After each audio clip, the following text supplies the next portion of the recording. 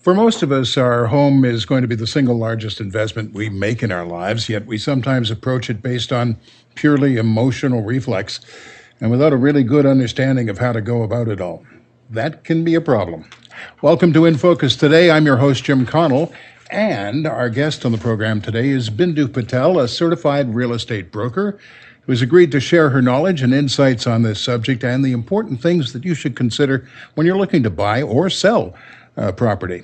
Bindu, welcome to CFQR's In Focus. To get started, let's find out how you got started. You really didn't think you were going to be a real estate agent. Well, firstly, Jim, I want to thank you for inviting me to the show.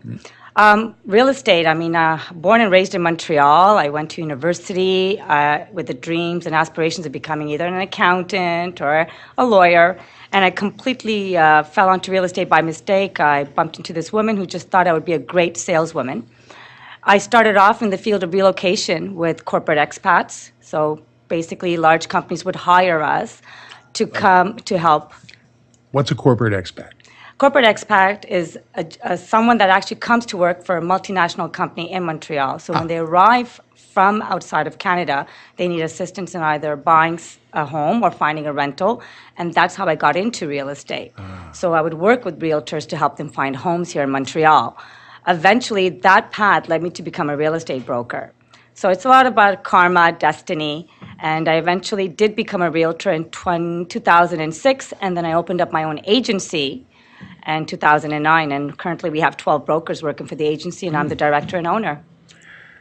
Do you specialize in one particular type of real estate, or is it a broad range? We do residential real estate, we do commercial, we're dabbling a little bit in industrial as well. So basically, we deal with our major crux is obviously residential. Okay. But it comes along with commercial as well. We're starting to dwell into that a lot more. So where? Like the island of Montreal and the surrounding areas are We huge. specialize mostly in the island of Montreal, but since I was born and raised in Montreal and I lived in Laval and I lived in other parts of the province as well, we're pretty much all across the GMA and the outskirts. So this may be a question you may not want to answer. Maybe you do. Are there some areas that you prefer to practice real estate in? Some maybe hot neighborhoods that you like to work in? Well, there's always more than the others? hot neighborhoods. You have Westmount, Outremont, you have, Le Plateau Mont-Royal. Those are the areas we do generally focus on because that's just what brought me into those areas automatically when I was working with the relocation agency. But we deal with every single area, and we love working in every single area, and we work a lot in Laval and South Shore as well. We're an agency that strives on learning about every single type of area and the demographics, and we want to make sure that our buyers and sellers know that we're specialized and that we will take the effort and time to understand every area. So do I prefer to work in a specific area? Not necessarily. Okay, so let's ask the other question. Do you prefer or specialize in working with buyers or sellers, or is it either way?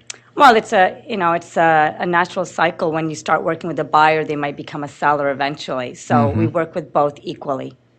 Okay, you have no preference as such. Absolutely no preference. My clients, I'm there to serve them, and whatever they need, we're there to help them, with all their real estate needs. So let's talk about those buyers for a second. New buyers or first-time buyers, first-time sellers. What are the main difficulties, problems, challenges that face somebody who's buying that first home, let's say? Well, problems, we prefer the word challenge, definitely. It's important that when you deal with first-time buyers in this current market, which is a hot market, Montreal, being on top of Canada's list of the fastest and growing real estate market, it's important that we coach the buyers. And when it comes to first-time buyers, we need to coach them not only in the area that we discussed before, but also in their pre-qualifications, their mortgage, documentation, whether they're buying a condo, inspections. There's a lot of elements involved when you're dealing with first-time buyers, and one of them is inspiring confidence. And to buy a home is a very big process. It's a stressful process as well. So with first-time buyers, we're very careful in explaining every single detail, explaining to them what the seller's declaration is all about, the legalities, and most importantly, what do you want? A lot of buyers will come to us and say, we want a 2-bedroom, 2-bathroom, 2-garage. We need to really manage their expectations in today's market. Today's market is you have a budget of 500, you better get ready to pay 525 in a bidding war. Right. And this is extremely important to explain to our buyers, especially first-time buyers, again, because they have a budget. They have a budget, they're getting married, so we need to really sit down with them and explain to them not just the financial elements, but also the psychological stress. You have to be ready to plunge into this market.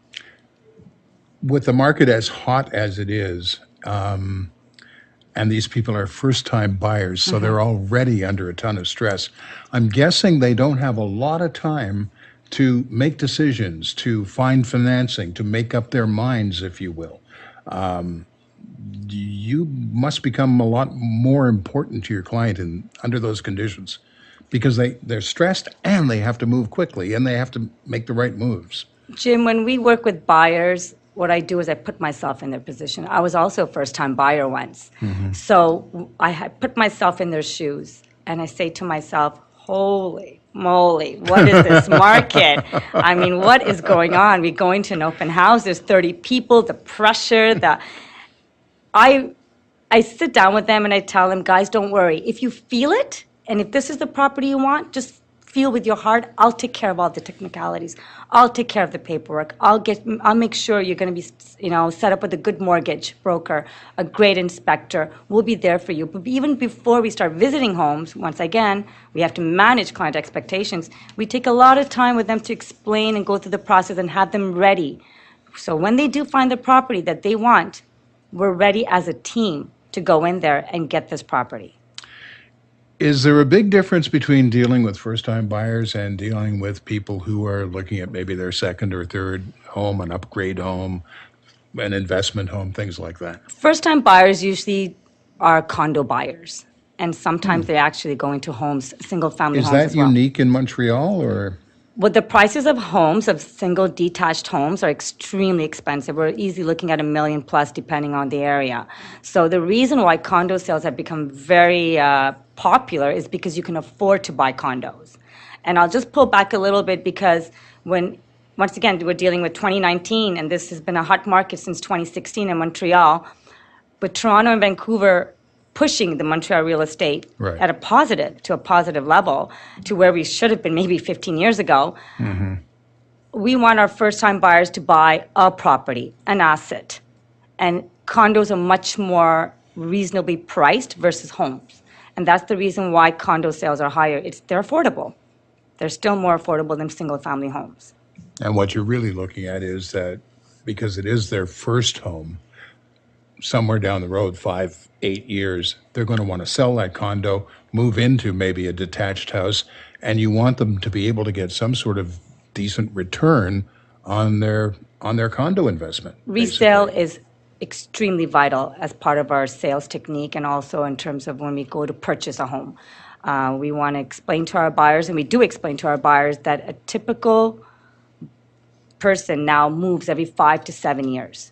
We're nomads, so it's important that the resale value of that specific property be a positive in 5 to 7 years, so they can gain back equity, they can make a profit and be able to buy a single-family home when they have kids. We will all outgrow a condo at one point, especially first-time buyers. The average age of a first-time buyer right now is actually 29. Wow. So it's pretty young. They're getting young. I've actually bought homes and condos specifically with 25-year-olds. Do experienced buyers have the same challenges, or is it different? Experienced buyers will buy different properties as their second property. Right. They'll probably move into a duplex, an investment property. Some will even say, let's buy another condo. But every property will have a different challenge. So whether you're a first-time buyer or an experienced buyer, we will face different challenges, face different documentation verification, face different types of area challenges, whether it be an investment, rental. So it's different for an experienced buyer depending on the type of property they're buying. It depends on their objectives as well. Do you have any spectacular stories to tell? Spectacular stories. Every day is living the dream, as we call it. Right. Spectacular stories. Listen, the most recent stories involved inspections. And whether you buy a condo, a duplex, a single detached home, inspection is the dun-da-da, like what's going to happen now? So we've put in the offer, we got the price we wanted, we're all happy, now we're all trembling for the day of the inspection. And that's when I come in, and as a realtor, as an experienced realtor, as someone that's been seasoned and understands the role of inspectors and the feelings and the sentiments and the stress of buyers, we just don't offer our expertise on inspections and we say we should go with XYZ inspector, but we also try to get other inspectors in there. So I'll give you a perfect example because examples are the best. When you're buying a duplex in front of a park and there's a massive tree in front, you should also consider getting a drain inspector. And we had a story where we ended up putting in an offer on a duplex. We went in for the inspection, and then we said, let's call in a drain inspector to verify if the roots were coming into the house because there's a tree in front. You were working with the buyer at this point. We were working with the buyer, exactly. Okay. During the inspection, we started looking at that tree, and I started looking at that tree, and so I made a call to the best Mr. Drain, the best drain inspector in Montreal. He was there within 45 minutes. Lo and behold, guys, $16,000 worth of drain repairs. This is something that we would have never seen from a visual perspective. Okay. That's what we're here for. We're there to call in the asbestos guys. We're there to call in the drain inspector, not just a visual inspection, because it's important that when you buy a home, that you also calculate what the cost that you may have afterwards for renovations, for anything to improve your home. So that was a great experience because we followed our gut instincts. We were smart, we were fast, we were quick, efficient. Everybody was there, and we tackled every problem that came our way. And a first-time buyer might have assumed that since they're hiring the initial inspector, that the inspector would have caught that. But it's not the kind of thing an inspection would have caught. A certified certified home inspector, are there to do a visual inspection. Right. They don't have the capacity or the tools sometimes to do an invasive inspection. Okay. So when you do a home inspection, especially of detached homes or duplexes, not condos, you have to really understand the nature of the land, of the area, the foundation. Every area is different. So you have to call in qualified inspectors and experts. That's a good inspection. And yes, you may pay a little bit more than the $600 to $800, but it'll save you thousands of dollars. And you want to be knowledgeable about what you're buying. You want to know what you're buying. Just not a renovated kitchen. You want to know what's behind there as well. Right. If you get into a situation where you end up buying the property, the buyer could sell it to you like sort of as, not as is, what's the phrase? I just used the phrase, So I can't it's remember it. legal warranty of quality is There what you you're go. talking about. There So you go. legal warranty of quality is, it's Does something. that sort of get you off the hook? Does that get the seller off the hook for anything that might be wrong with the house? The way that legal warranty of quality works is that every home is sold with legal warranty of quality until a specific limit. So for example, examples are the best. You buy a home, you're buying it with legal warranty of quality. In other words, if anything goes wrong with the home and that was not declared by the vendor, Right. then you can pursue him. Will we go and sue him? We don't know. It depends on the issue. We had a client who bought a beautiful home in TMR, and we're not talking about a $500,000 home. It's close to $1.6 million. And we found out after the fact, when they were renovating, that there was charred wood. The vendor never declared that there was fire. So therefore, because the home was sold with legal warranty of quality, my buyers were able to pursue the vendors, and they did win the court case. Right. However, if you buy a home with legal warranty of quality and you do the inspection and then you find out there's specific defects, such as the roof needs to be replaced, or there's defects with asbestos, or that you find out that there's whatever it may be, you can actually then choose to either continue to purchase the home with these defects, reduce the price, or walk out of it. Those are your three options, walk away from the home. Should you continue to purchase the home with a price reduction, the elements of the price reduction, the subject of the price reduction shall no longer be applicable for the legal warranty of quality. So I'll buy a home at $500,000, something's wrong with the drain, I'll negotiate for $460,000. Because of the drain issue, you're now buying a home with no legal warranty of quality for the drain. You've accepted that defect. Very, very important for sellers and buyers to understand. However, there are a lot more homes now going up for sale without legal warranty of quality because the owners have not lived in it. Duplexes, triplexes, where the Right. owners do not live in it, cannot attest the quality Right. or the condition of the home because they never lived in it, and those are being sold without legal warranty of quality. Nothing wrong with buying a home without legal warranty of quality. Do your due diligence, ask your broker to get a good inspector in there, get the qualified experts, contractors, foundation experts, do your due diligence, and you'll be fine. Should it necessarily be a red flag if the buyer comes back and asks you to complete the sale with at the buyer's own peril? In other words, there is in effect no warranty at that point, is there? Depends again, why? Why is this vendor selling this home without legal warranty of quality? The reason why bank repossession, right? Most banks that sell home that are repossessed, as they say, are sold without legal warranty of quality because the bank cannot attest the quality of the home. Right. Do the inspection. Because even when you buy a home with legal warranty of quality, you could run into issues. Remember, there is no such thing as a bulletproof sale of a home. There's no such thing as a perfectly bulletproof safe home. Right. You're purchasing a home which may have defects. You have to accept that.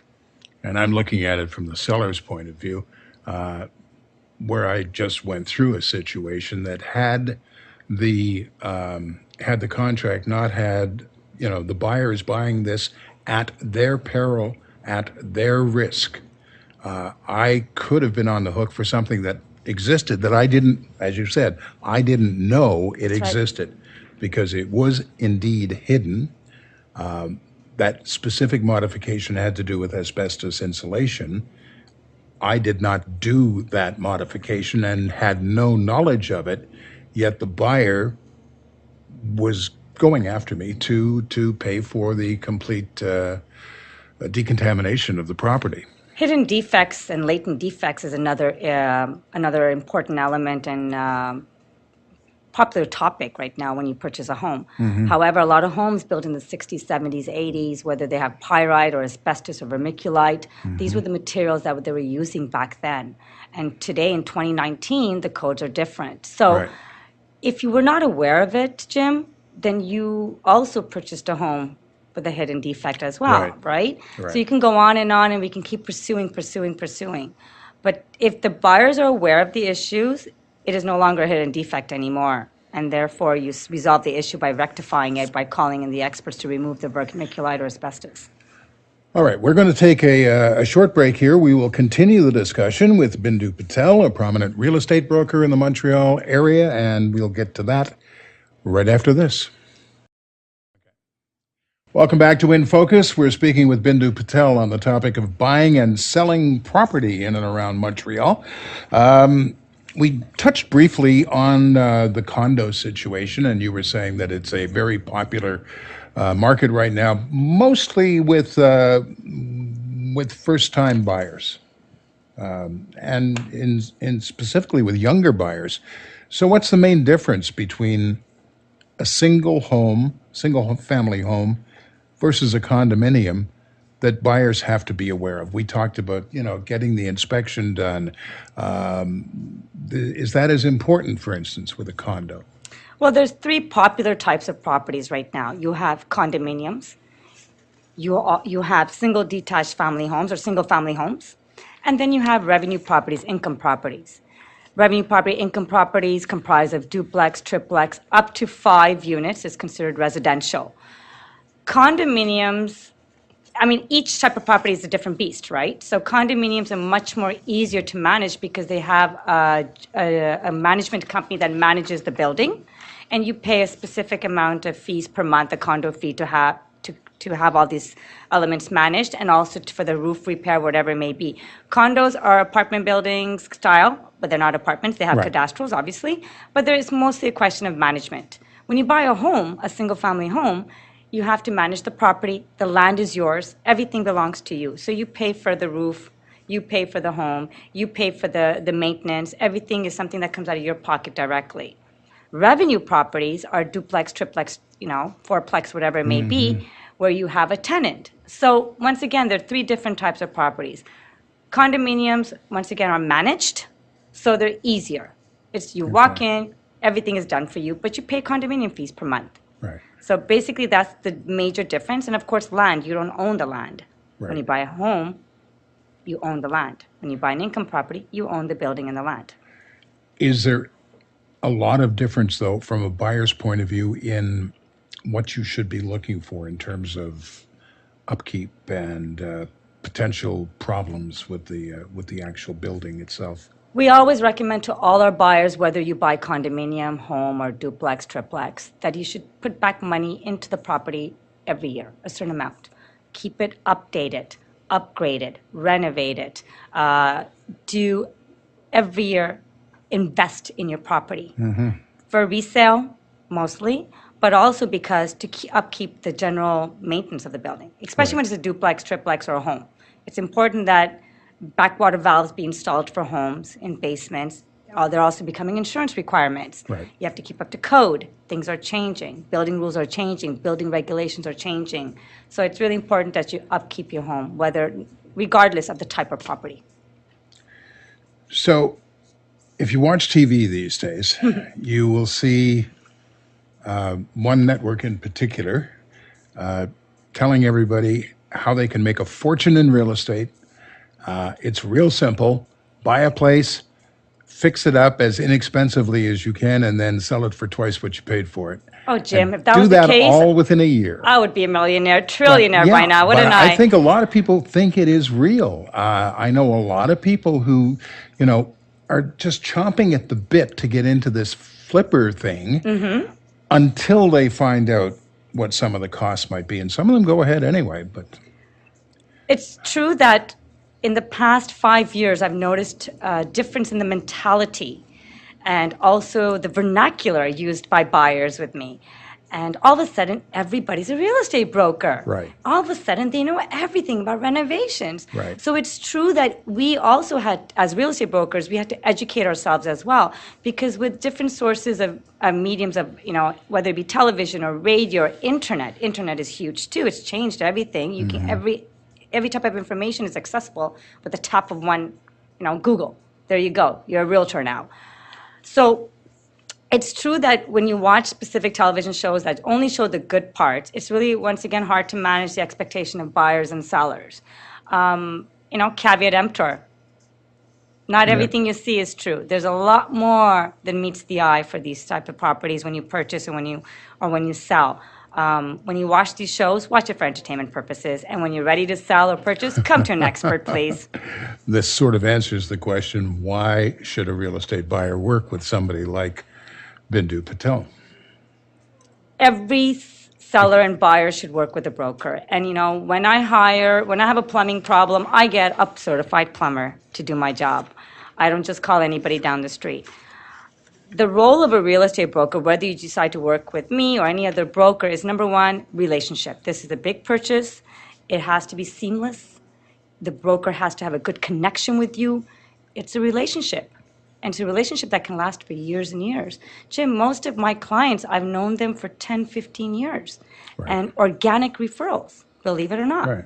And we work together because we have a good synergy. We understand each other's objectives. I'm there to handle every single one of their issues, answer all the questions. Well, and you make in this many more cases seamless. probably put them into their first house. Well, in many cases, sometimes I have to their put first them in home. their place, so as to say. But for myself, why would you work with me? I mean, listen, I don't want to be, I'm not going to sit there and sell myself to an nth degree, but I'm local. I'm from Montreal. I know my properties. I know my areas. I'm seasoned. I work with an amazing team of brokers on my team who are knowledgeable. We share stories. I listen to my clients. We go beyond the call of duty. We're not a machine. We're a boutique-style niche market.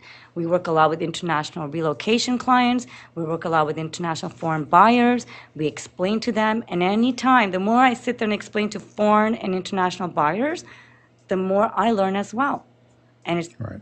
repeat and learn and repeat and explain to everybody how the process works. But it really is about connection.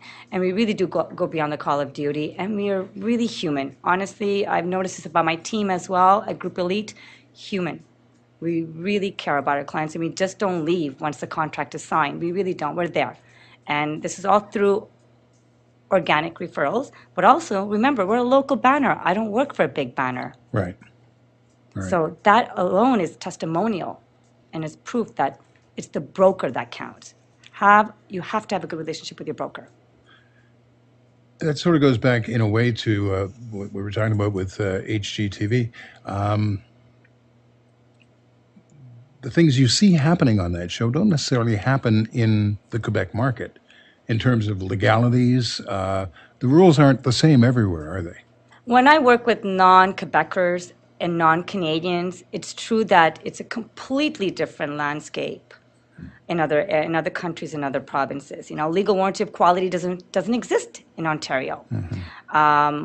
Status certificates for condominiums. These are words I'm throwing out. So knowing us being the type of brokers that work with non-Canadians and non-Quebecers, we understand also the vernacular and the legalities of other provinces, and we're able to apply it and explain to people when they come to Montreal and Quebec. What's really important to understand is when you explain to non-Canadians and non-Quebecers, there's also the fiscal consequences. This is a different province. We're under civil law. Our rules are different. We're managed by different tribunals for real estate. We're a much more consumer protectionist society. And more important, if you're an investor coming from outside of Montreal, Quebec, we also have to explain to them the rental rules and the rental laws put in place here. Without going into, chapter and verse detail, very quickly, can you give examples of the big differences? Well, rent control is one. You mentioned the warranty, but... Yeah, rent control is important. Leases, tacit renewals are important. And once again, we explain this to even our local buyers who buy with us. You just can't kick out a tenant. There's many rules. And we'll sit down and we explain it to everybody. We explain to them the fiscal consequences, the legal consequences, the rental rules. To foreign buyers, we do non-residency tax consultation as well, NR4s, timber tax royalties. When you sell, the implications when you pay as a capital gain taxes. We know our non-Canadian and international information. So there you go, folks. That's why you have to use somebody like you have to Bindu use Patel. you have to use an experienced broker. But we're very good with that. Because if you see it on TV, it doesn't necessarily mean you can do it yourself. It's not a do-it-yourself project. When you see things on TV, you can't flip a home in less than 2 weeks. And a lot of people, yeah, exactly. And a lot of people are getting into the market now because of that very reason. Not necessarily to flip, but I'm thinking in terms of an investment. And they're looking at duplex, triplex, fourplex, whatever as rental, income. I would imagine that's a tricky area for somebody who's coming in the first time. Like, how you touched on it briefly, how you can, how the rental rules are different in Quebec than they would be in Ontario. There must be a lot of stuff like that affect how people run an investment property in Quebec. Montreal is a tenant city. Okay. 60% of Still, and we're also a student city. We have the best universities, and these are the factors why we're still a big rental city. So that's why it's really important that we inform our owners and buyers of income properties the rules. And it's important because this will help them also manage their financial landscaping and their financial plan for the next 4, 5, 6 years. Another thing that's important that you touched upon was HGTV. Well, any show, any internet show that lays out a different picture on real estate, I'm not going to say that they're only giving out negative pictures. They are also helping realtors too, because now more and more people are coming to us saying, well, I saw this on HGTV, or I saw this on a specific show. Can you help us do this? It won't necessarily be copy-paste, but we will definitely, these shows also have a positive effect too on the real estate market. So a lot of my clients, first-time buyers, say, well, I saw that, income properties are good, and I saw a show on HGTV or whatever it may be. We're able to say, okay, yeah, listen, it's not exactly how it is, but let's work together. So they have negative and positive impact on the real estate community. So it piques their interest, if you will, Absolutely. and gets them calling you or Absolutely. calling a broker and finding out how to do it, as opposed to assuming they know how to do it. Let's go back to commercial and multi-tenant properties, more than five residential units. What's the difference between a commercial property and the guy across the street who owns a triplex or quadruplex or whatever you want to call it? Why is that not just, that's another type of commercial property, is it not? 5 units or 5 residential units above is considered commercial. So 5 units and above, I'm sorry, is considered commercial. Different mortgage rules apply. Really? Taxes, sales taxes when you're purchasing on the commercial units apply. So there are many differences. Obviously insurance, taxes, everything is different because it's now classified as commercial. Now, commercial is, they say it's a dying industry because of retail, not many more retail stores opening. But in essence, commercial is still a very good investment in Montreal because our rents are still very affordable, especially for retails. And I find that more and more retail is coming back. So commercial basically means 5 units and above. 5 units is in a building, or it could mean a retail store or office. Those are all considered commercial. We're going to take a short break here. We will be back with Bindu Patel in just a couple of minutes to continue talking about real estate in Montreal. Welcome back to In Focus. We are speaking with Bindu Patel on the topic of buying and selling property. And we were talking at one point earlier in the interview about what a hot market this is right now. And we're seeing things that you used to only see in other markets. To be precise, bidding wars, multiple offers being put in on properties. And I'm guessing coming very quickly. How does that work? Is that necessarily something that is difficult to handle from a buyer's point of view? Because, I mean, what do? Do you go in high right off the top? Do you go in a little low and then figure you might have the chance to counteroffer? Is there a strategy to handling this kind of thing?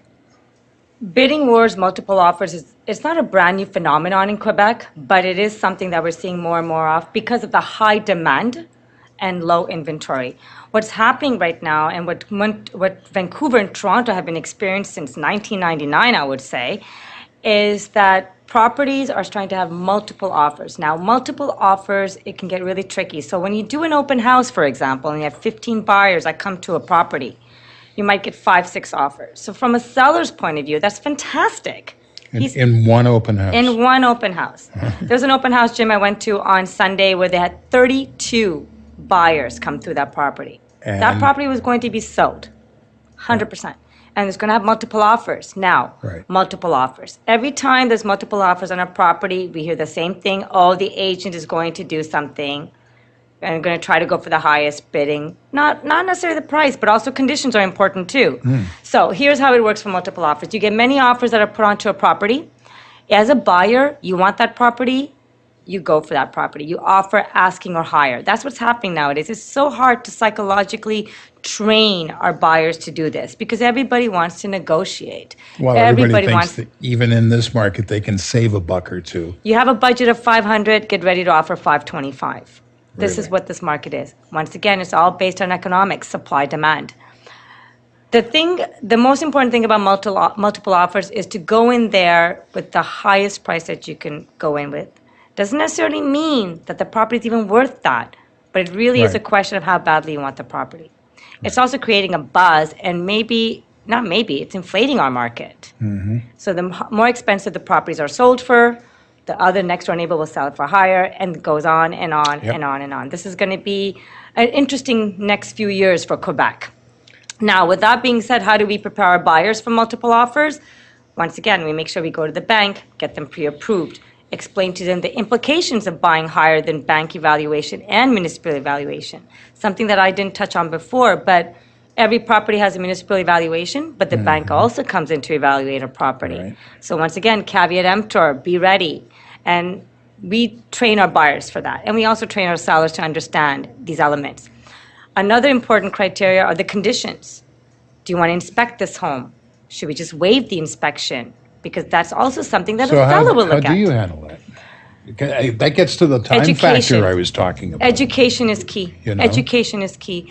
It's important that the buyers understand that when you're buying a condo, do we need to get the condo inspected? Is it really worth it? Should we just waive that condition? Right. Another thing is bank approval. Are you putting 20% down, 30% down? These are factors that now sellers are looking at when an offer is submitted. Some of them are even going for cash, straight cash. These are our competitors. So in a multiple offer, you have to be psychologically prepared to pay more than the asking. And more importantly, you have to be ready to plunge into the property, and you have to you have to be committed to purchasing the property. It's difficult. It's a very difficult period for a lot of buyers to swallow the fact that they might have to pay 50, 60 to 150,000 above asking. And that they might have to buy the house without it being inspected? Exactly. Really? It And this goes is- that far? And this is competition. This is market right now. So you have to be psychologically ready, and we're there to prepare you for that. I would never recommend a client to buy a home without an inspection. Right. But with that being said, that's what we're seeing right now. So you sort of made reference to it. You said for the next few years, and I know you don't have a crystal ball, and I know real estate agents hate this question, but how long is this market going to be red hot for? And I don't have a crystal ball, and I wish I did. But I think it'll be. I think for the next 3 to 4 years, we're going to see an upsurge. We're going to see a market that's going to be not only extremely hot in the sense of multiple offers, but also it's going to start expanding into other areas of Montreal, South Shore. We're going to see a lot more activity in Laval as well. Because remember, you always have to explore your land. Don't, be a leader, don't be a soldier. If Southwest Griffintown is a very popular area, the prices are going to be automatically higher. Go back to the plateau and start investigating the plateau. Go to other areas, go to trending areas, go to areas that you think are going to be the newest, the next hottest market. Right. That's what we're there for. We're there to teach and guide buyers and sellers how to stage the market, how to manipulate the buyers and sellers, how to get the best offer and get the best price. So having just sold a house myself last fall, there is an incredibly long to-do list that people have to, I learned about it from my agent, obviously. The things that have to be done, both selling and buying a house. You touched on it on the buyer side with mortgages and financing and everything else. But let's start with the buyers.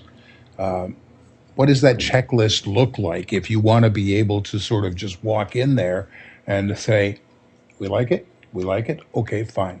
Here's a offer that's, 25,000 over asking, to be confident that you can actually make that offer and stick to it.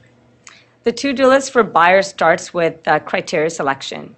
So when a buyer calls me and says, I'm looking for 2 bedrooms, 2 bathroom with a garage under 450 in Griffintown, I'll be honest with them. No, it's not happening. Right. Not happening. Let's go somewhere else. It's important. Honesty and transparency is important. We want to manage our expectations of our clients, but we also want them to buy a home. We want them to be happy. I'm not happy till my clients are happy. And I have to be realistic, and they have to be realistic. And this is a new thing in Montreal. We're not used to condos selling for $500 for 1 bedroom. This is Right. brand new for brokers, too. It's great for realtors, great for sellers, not great for buyers. So the number one thing on the to-do list is, what are your parameters? What are your criteria? Let's stick to it. You're looking for 2 bedrooms, 2 bathrooms. We're going to stick to 2 bedroom, 2 bathrooms. But then there's also the flip side. You can't find that within a budget, so let's get creative. Let's look for maybe square footage where we can build another bedroom, where we can build another bathroom. Creative solutions is important. But the number one thing is that you have to train your buyer to know what they want and which area they want. That's important. Number 2, budget and down payment, pre-approval. Number 3, we discuss with them beforehand what a seller's declaration is. We explain to them condo fees, documentation, condo board meetings, special assessment fees, what's going to be built around the area, what are the next 5-year, 10-year plan for the city of Montreal around that area, in that area, hospitals, schools. And once, that's the checklist for the buyers. And then most importantly is, get ready, because when we put on that offer, we're going to be putting on that offer. We won't have a week to think You about it. don't have time. You have hours sometimes to think about So it. I guess gone are the days where, and I know a lot of people who did this, they would just drive around on a Sunday afternoon looking for open houses, and they'd go through and, oh, that house is kind of nice. Let's go find an agent and see if we can buy Probably the house." gone. It's gone by the It's time you come probably back gone. on Monday morning. Yes, absolutely. You know, we're trying to be a little more strict with our buyers as well. You know, we're trying to be firm with them. And basically, it's like either you're in or you're out, because I've seen a lot of heartbreaks. And sometimes it takes 4 to 5 lost and offers Yeah. before they wake up and say, oh boy, we don't have a home come July 1st. Pretty frustrating way Pretty to buy a frustrating, house. and we're dealing with it. But we deal with it, and we deal with many spinning plates at the same time, and we're much more efficient. We work much more harder. We're making phone calls. It's logistics, but we manage. And up to now, Jim, I probably have 1 or 2 buyers that weren't able to pull through with offers. Until now, we've had a great success rate. So on the other side, I mean, from a seller's point of view, does this mean they can ignore some of the basics? Like they can just get the house on the market without having a to-do list of their own? Absolutely not. Absolutely not. As a seller, there are a lot of legal liabilities as well. You know, first of all, the seller's declaration has to be filled out regardless. Okay. So my checklist for sellers, and I'll just be a bit more organized, is number 1, do a market evaluation. See what's been sold from cost approach, comparative markets, renovations, repairs. So we guide the seller on what we think he or she should do to get the maximum price for their home. Right. So we have a nice checklist. We sit down with them for hours. Second is documentation. Getting the Act of Sales, Mortgage Act, certificate of location, which is one of the most vital documents and not a registered document. Right. So a certificate of location, boys and girls, is the most important document when you're purchasing a home. It is a document that pretty much lays out the servitudes and the blueprint of your home. Right. It is not a document that's registered with the City of Montreal. You lose it, you pay another $1,000 to a land surveyor to get it. All notaries will request and demand a certificate of location, and it has to be within 10 years. If you've made modifications to your home, then you must get a new certificate of location done. I'll tell you a perfect example of a story of a home in Westmount where the certificate of location was done in 1955. And come 2017, we were selling that home for $1.3 million. We got the certificate of location with the same land surveyor, believe it or not, the same company that was still existing, and we realized that there was an encroachment onto the neighboring property. This encroachment was done in 1954. So you would think it would be grandfathered in. We were talking about 3 inches. Okay. The owner of the neighboring property on which we were encroaching on asked for $10,000 to sign a letter of tolerance. This is what we avoid. We try to Yeah. make sure that every single document is And I'm present. assuming if that letter had not been signed, the house does not sell for Absolutely the not, yeah. $1,500,000 No. or whatever it was going for. Exactly. So we were there to really protect your asset, your investment, and to make sure that all the documents are there, all the T's are crossed, all the I's are dotted, for you to get the maximum price, easy, we sell your home without any complications, and it's perfect. It's a seamless transaction where the seller, the buyers are all happy. That's the role of a broker, too. For anybody who thinks this is an easy way to make a living, think again, folks. I haven't slept in 12 years. There's there's that, bags under because my there are eyes. other things on that list too that I know real estate brokers do, and that, setting up things like your open house, but staging Staging. the house for that open house. Jim, staging is beautiful. It's like, as a realtor, we're interior designers, we're stagers, we're financial planners, we're lawyers, we're notaries. And we have a beautiful network of notaries and lawyers and stagers and that help us. But technically, we're at the top. We're orchestrating this entire process, which is not a one-day process. But with that being said, we're able to deliver results as we work as a team. And if you can work as a team with the seller, with the broker, and we're able to market the property, it will sell, and it will be a beautiful transaction. So that sounds like that might be why you're in this business. Love it. The thrill of working with people. I would guess probably more first timers. I mean, I love it's working got to with be very all. satisfying to see a young couple come in or a would-be investor, and you can guide them through this process and end up with property that they love at a price that they can live with. And Jim, I was born to an Indian family, and okay, we're supposed to be engineers and lawyers Oh, I see. and Okay. an astronaut. And when I became a realtor, my parents were like, "You're going to become a real estate broker?" I said, "This is it. Trust me. This is my dream. This is my connection. This was my calling." Yes, but I'm going to sell real estate on the moon. Exactly. This career is great. I love it. And it's not about selling brick and mortar. It's not about showing windows and doors. The connection, the achievement, the fulfillment, the people.